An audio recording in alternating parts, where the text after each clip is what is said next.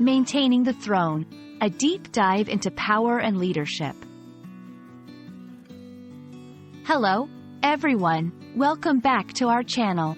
Today, we're going to explore an interesting phrase that's not just about royalty but extends to the realms of power, leadership, and responsibility.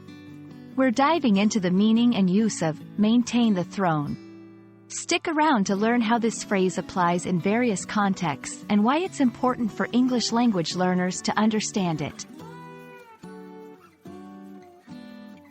Maintain the throne is a phrase that conjures images of kings, queens, and royal courts. However, at its core, it's about holding on to power and leadership. To maintain means to keep something in its current state or condition. The throne, symbolically, represents the highest seat of power, often in a kingdom or empire.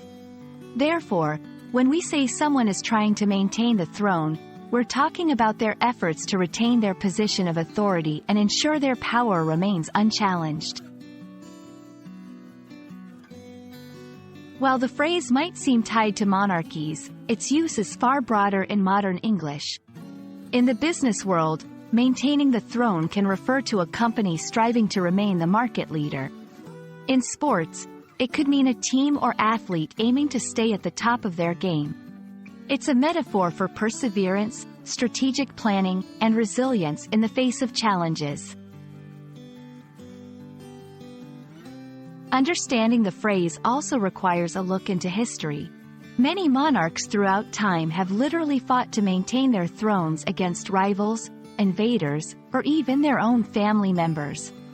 These historical battles and the strategies employed can provide rich context for the metaphor, illustrating the complexities of leadership and the weight of responsibility.